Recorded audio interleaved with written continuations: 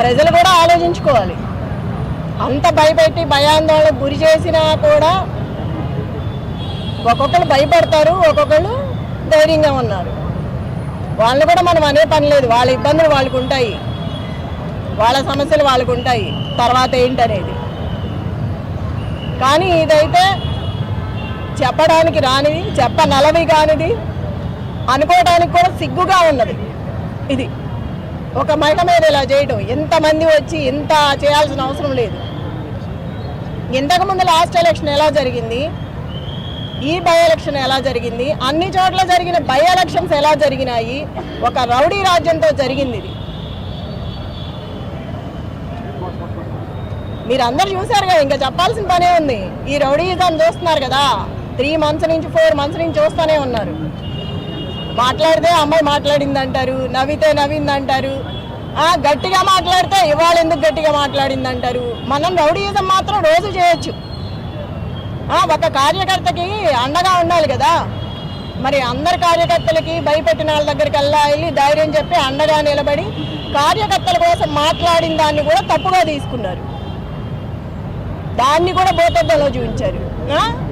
ఒక మహిళని ఇలా చేయడం ఫస్ట్ టైం మీరు చూస్తున్నారుగా.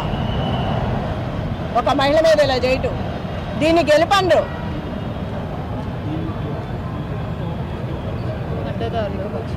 అడ్డదారులు వచ్చి అడ్డంగా చేసి, నేను చూసా కదా మొన్న, నేను అడ్డం పడ్డాను, ఎక్కడికక్కడ అడ్డం పడతానే వచ్చాను, చాలా చేసుకుంటూ వచ్చాము. అది కూడా లేడీస్ని చేసుకొచ్చాం, అన్ని చోట్ల లేడీస్నే చేసాం, అంత ధైర్యంగా నిలబడి. షేక్పేట లలిత గారు, యూసఫ్ కూడా బోర్బండ మొత్తం నేను. నువ్వెక్కడ? షేక్పేట. తన్నారు, రక్తాలు గారేటట్టు గుద్దారు, ఇష్టం వచ్చినట్టు చేశారు. దీన్నైతే గెలుపండు. చివరికి నేను చెప్పేది ఏంటంటే, నైతికంగా నేనే గెలిచాను. నా భర్తకు వచ్చింది ఇప్పుడు అక్కడ. ఏది ఎంఐఎం 4-5 పార్టీలు నిలబడితేనే నా భర్తకి 16,000 చిల్లర వచ్చింది. ఏ పార్టీ లేకుండా మేమిద్దరమే ఉన్నప్పుడు అది వచ్చిందంటే రౌడీజంతో వచ్చింది. అది స్వతహాగా తెచ్చుకున్నది కాదు. నైతికంగా నేనే గెలిచాను. రౌడీజం గెలిచింది అనేది నాకు సంబంధం లేదు. అది గెలిపే కాదు అసలుకి, అందరూ వచ్చి గెలిపించుకున్నది. అది అధిష్టానం అధికారంలో ఉంది కాబట్టి రౌడీజాన్ని చేసి రిగ్గింగ్ చేసి, ఇక్కడ రిగ్గింగ్ చేశారు, లోపల ర్యాగింగ్ చేస్తున్నారు. అప్పుడే రౌడీజం స్టార్ట్ అయిపోయింది. ఆల్రెడీ మార్నింగ్ నుంచే స్టార్ట్ అయింది. మేము చీరలు కట్టుకుంటే చీరల మీద కామెంట్స్, ఎదవలు ఇచ్చిన చీరలు కట్టుకొని వచ్చామని అంటున్నారు. మరి ఎక్కడ స్టార్ట్ అయింది? అప్పుడే ర్యాగింగ్ స్టార్ట్ అయింది. ఆడలేదు, మగాలేదు, మహిళలకు ఇట్లాగా చేసేది. గెలిస్తే గెలువు, ఏదో జన్మానికో శివరాత్రి అని గెలిచావు. ఇప్పుడు గోపీనాథ్ ఉన్నంతకాలం మూసుకొని కూర్చున్నావు. గోపీనాథ్ లేకపోయేసరికి బయటకు వచ్చి ఇవాళ నీ ప్రతాపం చూపిస్తున్నావు. నీ గెలిపేం కాదు ఇది, అందరూ కలిసి చేసిన గెలుపు నీకు. అది నీ స్వతహాగా గెలిచింది కాదు.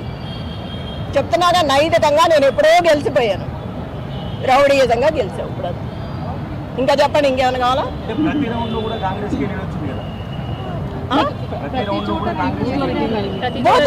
ప్రతి చోట తన్నడము గుద్దడమే కదా. మరి అందుకే కదా నేను అంతా ఓపెన్ అయ్యి వాళ్ళకి సపోర్ట్ ఇచ్చి మాట్లాడింది. ఎప్పుడు మాట్లాడింది, దాన్ని ఎందుకు మాట్లాడా? వాళ్ళు పడే బాధ చూడలేక నేను బయటకు వచ్చి మాట్లాడగలిగాను. దాన్ని కూడా తప్పుగా పెట్టారు. ఉంటది, ఒక ఇంట్లో మనిషి చచ్చిపోయినప్పుడు బాధ ఉంటుంది. దాన్ని అడ్డం పెట్టుకొని ప్రతిసారి కథలు చెప్పుకుంటే పోతే ఎట్లాగా? ఇప్పుడు నేను ధైర్యంగా ఉంటాను కదా, కార్యకర్త ధైర్యంగా ఉండేది. మాట్లాడవలసింది కాబట్టి మాట్లాడాను. ఎన్నాళ్ళు అట్లాంటిది జరగలేదు కాబట్టి నేను మాట్లాడలేదు. ఎందుకయ్యా అర్థం కావట్లేదా? రౌడీజంతో వచ్చామని ఇప్పుడు వరకు చెప్పుకున్నది అదేగా. మీరు చూసారు అందరూ 11వ తారీఖు ఏం జరిగిందో, మళ్ళీ కోసం వేస్తే ఎట్లాగా?